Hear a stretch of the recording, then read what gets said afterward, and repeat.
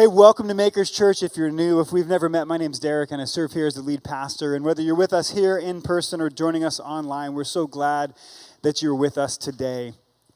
I have a sermon that I'm really excited to give in a way and terrified to give in a way.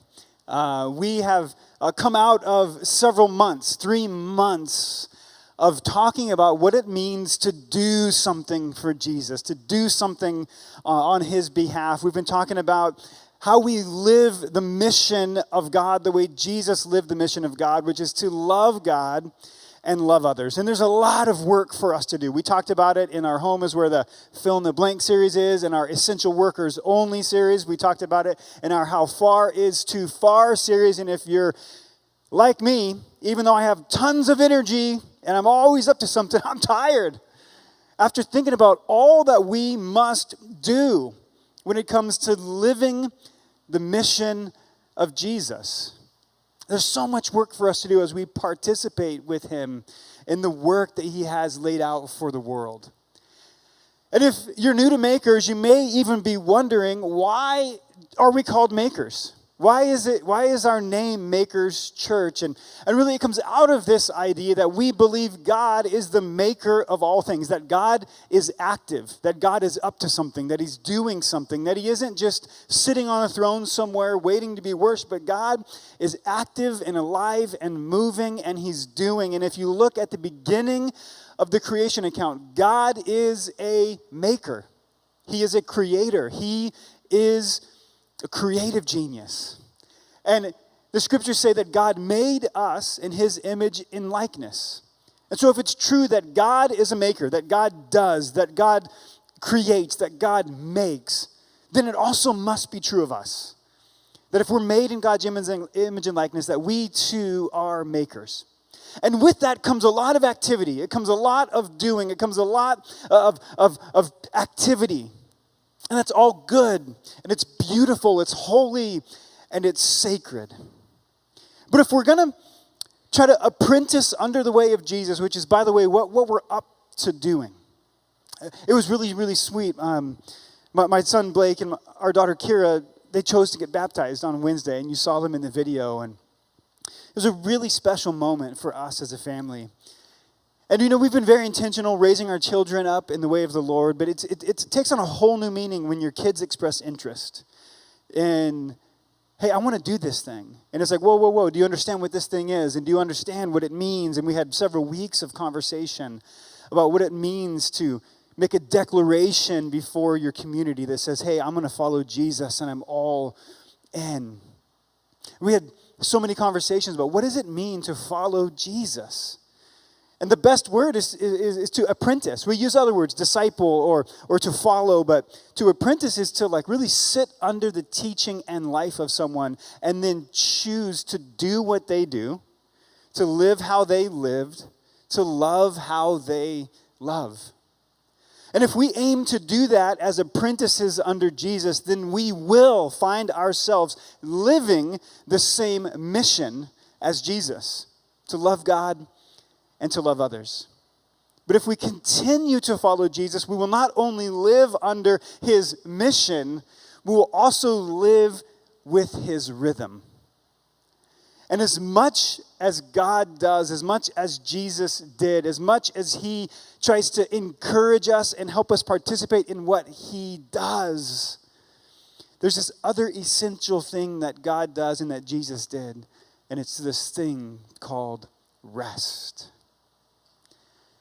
Now, I just got back from an amazing, restful adventure / vacation / really good for my soul trip to Alaska. Remember, I told you we were ending the How Far is Too Far series, and I had to go find out for myself. So I went to Alaska, and it's far. And we were in the middle of nowhere, and I went with some of my closest buddies. And the whole purpose of this trip is to rest.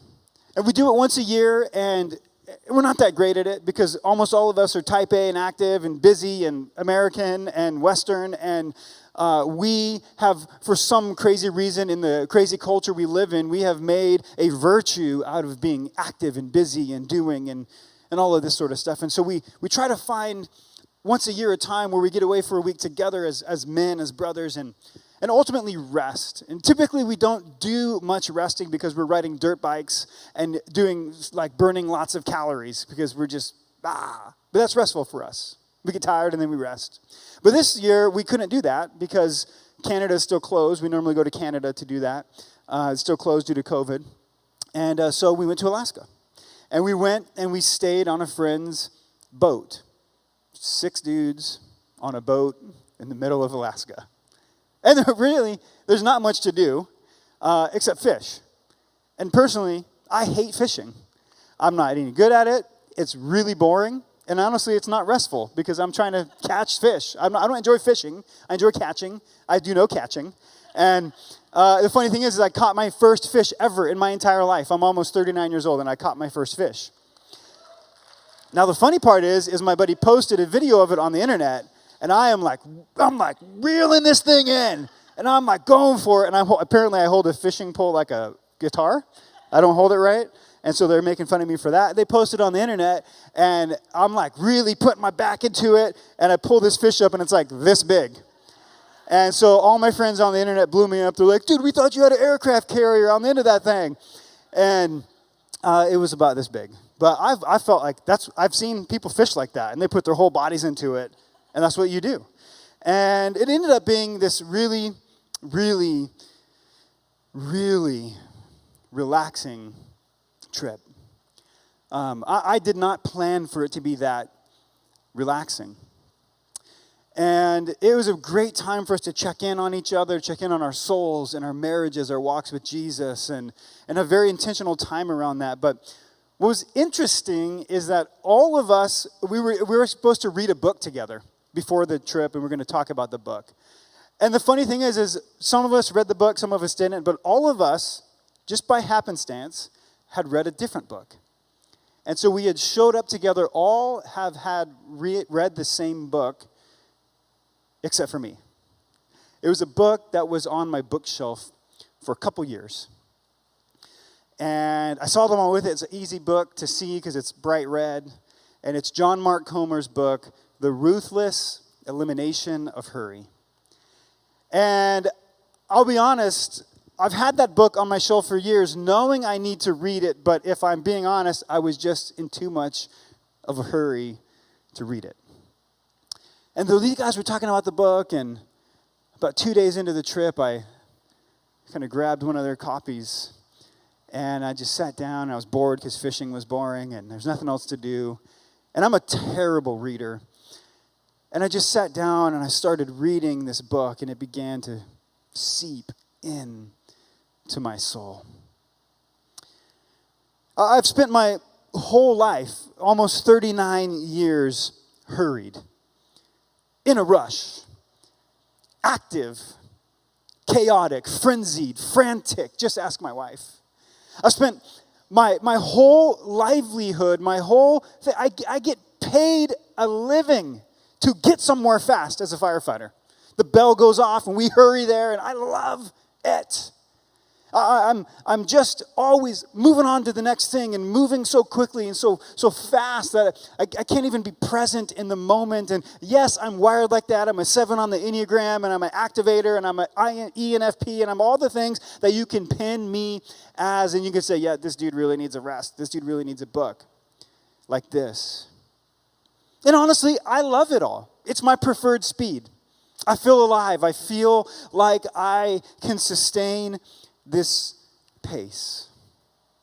And while I know that this might be true about me, I have a slight suspicion that no matter how you're wired, no matter what your gifts are or what your talents are, that many of you, in fact, most of you, in fact, I know all of you, struggle with this too. You struggle with being busy. We've made a virtue out of it. We celebrate it. The Western world, we give you accolades. In fact, we value it so much, the first thing we tell each other when we ask how we're doing, we say, good, but busy. Good, but busy.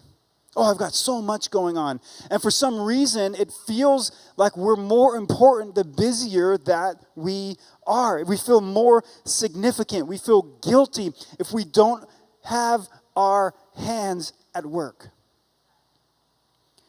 And there's a cultural problem that's even it's exponentially made worse by our hacks at productivity. Our phones that sit in our pocket, that are computers, make us more productive, but they add more to our plate. We're addicted to technology. We're addicted to a fast pace. Not just me, but probably most of you. And to be honest, we're suspicious of anyone who's not. We call them lazy. We call them sometimes even selfish. But what's begun to kind of shift inside of me is that there's a significant difference between working to live and living to work. Many of us are workaholics. We find meaning and value in what we can produce. Our culture says it's all about what we can accomplish and accumulate. And in order to accomplish and accumulate, we just work, and do, and get, and buy. And Amazon doesn't make it any easier. Oh, it makes it too easy.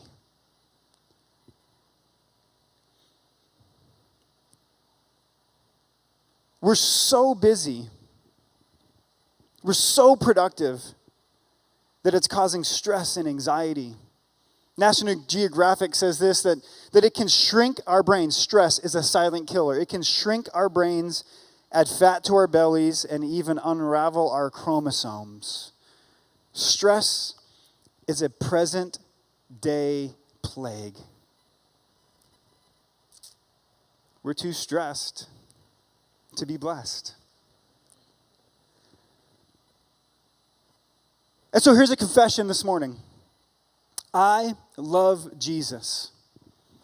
And as I'm trying to train my children how to follow in the ways of Jesus and try to model for them the way to follow Jesus, my life has been deeply transformed by that pursuit. Deeply transformed in so many ways. There's so many things that I have, that the power of God has changed in me to be like Jesus in certain ways. And it's been life-giving and transformative. But if I'm taking an assessment of my life, and this trip was a gift from God, this book was a gift from God, these conversations with my friends was a gift from God, this moment in life where my children chose to follow Jesus with their life and be baptized and commit to following Him and to live like Him and become like Him and do what He did and live how He lived and love how He loved, what has become a glaring miss in my life. In fact, where I know I'm not being obedient. Beyond obedience, I'm being defiant. Is learning how to live in the rhythm the way Jesus lived. I've preached about it. Mark has an amazing message you can listen to. It talks about the beat and drums and all this. I could preach it until I'm blue in the face. But it is a very challenging thing to practice. To practice what? There's all sorts of things that we can practice. There's all sorts of self-help tips and tricks and things you can find on the internet. They're helpful and they're good. But God baked the very thing that we need into the fabric of creation. We see it happening here in Genesis. It says this in Genesis chapter 2. It says, by the seventh day, we know this if you've been in church for any amount of time, by the seventh day, God had finished the work He had been doing. So on the seventh day, He rested from all His work. And God blessed the seventh day and made it holy, because on it He rested from all the work of creating that He had done.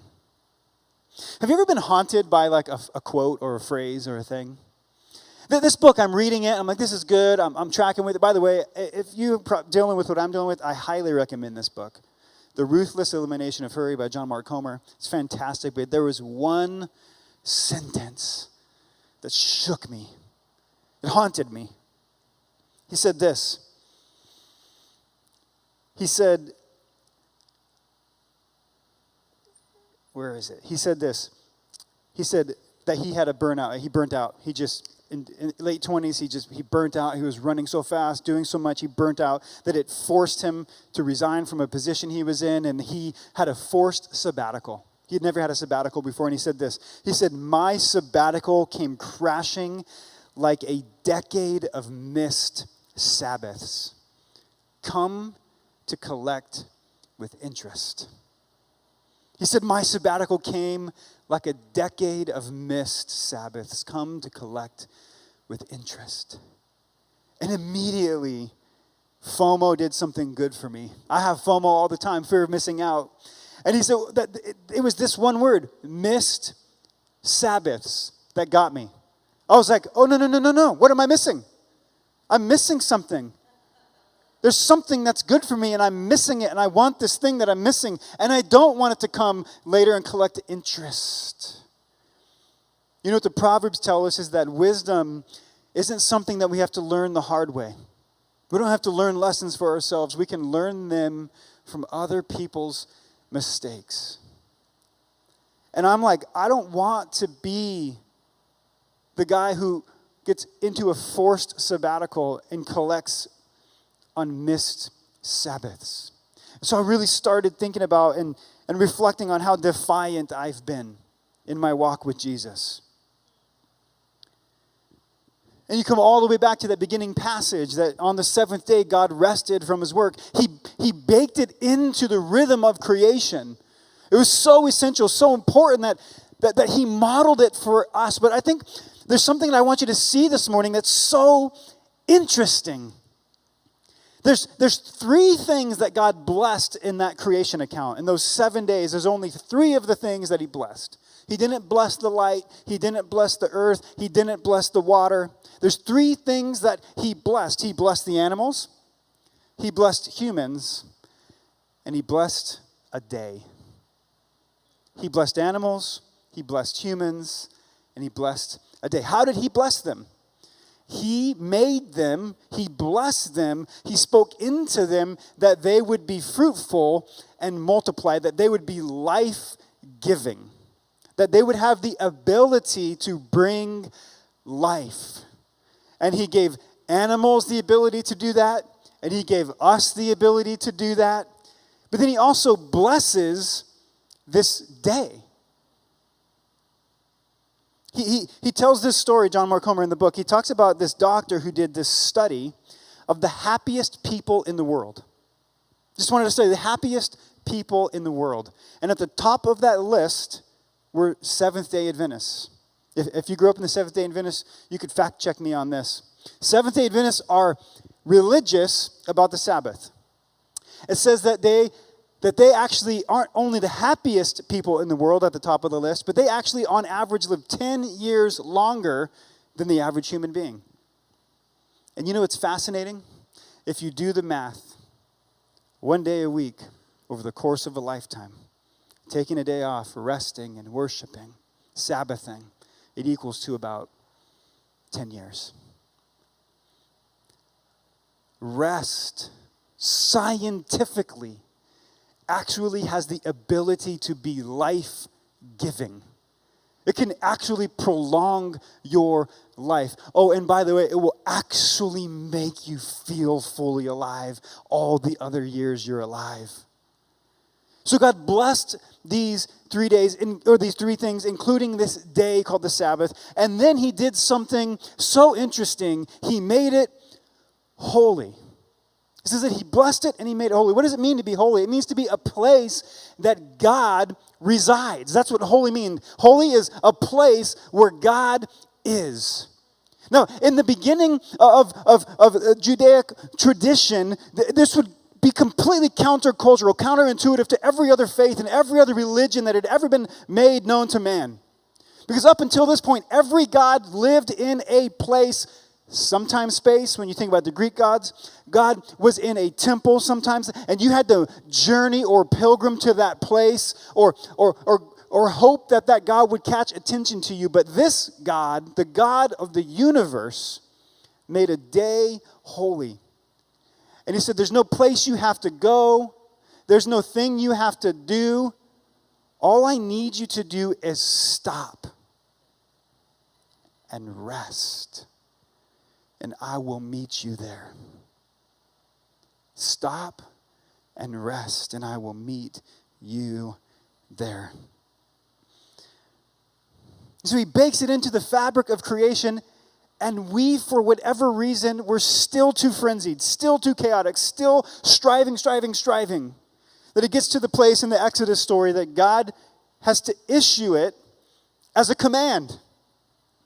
It's one of the 10 commandments that God gave Moses to give the Israelite people. It was their rule of life. It was, hey, I've delivered you from this place of slavery. I've delivered you from this place of oppression. I have delivered you into a place of freedom. And I'm going to give you a rule of life to follow. And he issues it in the form of these 10 commandments. And you know what the longest, most long-winded commandment is in all of the commandments? Keep the Sabbath. Listen to it in Exodus 20. All the other ones are like, don't kill. Don't steal. This one is the only commandment that's actually a spiritual discipline. Exodus 20, verse 8, it says, remember the Sabbath day by keeping it holy. 6 days you shall labor and do all your work, but the seventh day is a Sabbath to the Lord your God. On it you shall not do any work, neither you, nor your son or daughter, nor your male or female servant, nor your animals, nor any foreigner residing in your towns. For in 6 days the Lord made the heavens and the earth and the sea and all that is in them. But he rested on the seventh day. Therefore, the Lord blessed the Sabbath day and made it holy. Not only is it the longest, most long-winded, not only is it the only spiritual discipline given in the Ten Commandments, it's the only one that has a why attached to it. It's the only one that has a why. Because God did it. Because God made it. Because God created it. Because God longs for you to experience this gift. Why is it that we would be so resistant to a day off? It's a gift from God that he put into the order of the universe. And if you're like me, it feels like an obligation instead of a gift or an invitation. And as I began wrestling through this, like, I know this is not my first time, friends, thinking about the Sabbath. This is not my first time trying to do something Sabbath-ish. I have an intellectual value for it. I would prescribe it to anyone. I could describe it, but I am awful at practicing it. And I have every excuse in the book. I'm wired this way. I'm an active guy. I have an active wife. I have 3 active kids. I have an active job. Pastor a church. I don't even have a normal day of the week off. I do ministry Sunday, which we made the Sabbath for some reason. Somewhere, Mark could tell you when. I do ministry on Sunday. I can't do Saturday. I work, soccer. I have all the excuses in the book, as I know you do too. And it's a hard thing to practice. But what if we started seeing it not as an obligation, but as an invitation? As a good gift that God wants to give us. And I think one of the most compelling parts is that this was issued again 40 years later to the children that had been the children of the folks wandering around the desert for 40 years. They couldn't put this into practice either.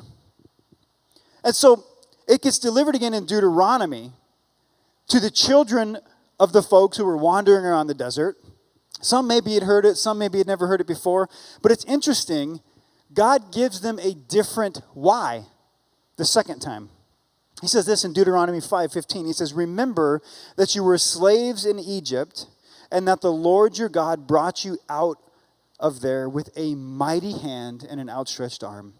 Therefore, the Lord your God has commanded you to observe the Sabbath day. Now, what we need to understand about this delivery of oppression, this delivery of slavery, is that the people that they were enslaved to, Egypt, was this opulent, materialistic, consumeristic, so much accumulation and accomplishment that they actually had cities to store up all their extra stuff that they were acquiring and accumulating. Sounds similar? A country where materialism and consumerism and doing and striving and getting and keeping ruled our lives. And God points back the second time he issues the command and he says, I delivered you from that. And when you practice the Sabbath, it is a defiant stance against all of those things that can keep you hostage. And when we set aside a day to rest and to not work, a day to rest and to worship, a day that we don't buy, that we don't participate in an economy that is not of the kingdom, a defiant step to say, I'm not going to buy Amazon today. I'm going to declare that everything I have is enough. I'm going to declare that everything that God has blessed me with is enough. That God is in control. That God is bigger than me needing to be somewhere or do something. For some of us, it's the greatest act of humility to say the world will keep turning if I turn off.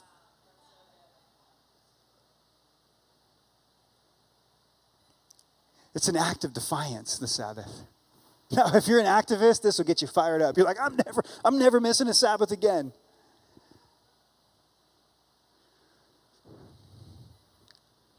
And here's the thing. If we don't rest, we'll eventually crash. And I love how God has even baked it into the rhythm of our days. Like, I don't care how productive you try to be, you will eventually fall asleep. I don't care how much you fight sleep. We've seen if you have children, our kids will fight sleep. Eventually, they will lose to sleep. And it is a reminder that our bodies and our souls must rest. God has built it into our fabric. We will eventually succumb to sleep. I know I've said it for years. I'll sleep when I'm dead. I've worked at always historically busy firehouses. I love being busy. It was like stripes on my sleeve that I felt so proud of. And now I'm like just beginning to realize that I'm just being defiant. And here's the thing about Sabbath. John Mark says it like this in his book. He says, Sabbath is coming for you, whether as delight or discipline. And maybe that's why eventually God has to command the Sabbath. He says this, doesn't that strike you as odd? It's like commanding ice cream or live music or beach days. You'd think we'd all be chomping at the bit to practice the Sabbath.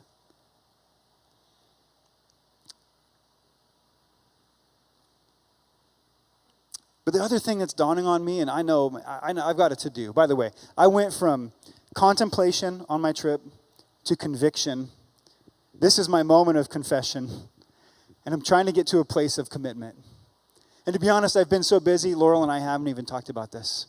Oh, but we did. 5 years ago. 2016, we went on a trip to Jerusalem, to Israel. And one of the most sacred and holy moments of our lives was a Shabbat dinner with a Jewish family in the heart of Jerusalem. It radically transformed our understanding of what it meant to rest and to worship. It is literally one of the highlights of my life. We celebrated and we sang and we danced and we drank wine on a Friday night. We roamed around the empty streets of Jerusalem back to our hotel, and we had the next day off, and it was like, what is this goodness? We sang songs, and we prayed, and we reflected. And I remember coming home and we were like, we've got to do this. We've got to do this in our family. We've got to implement this. It's been 5 years.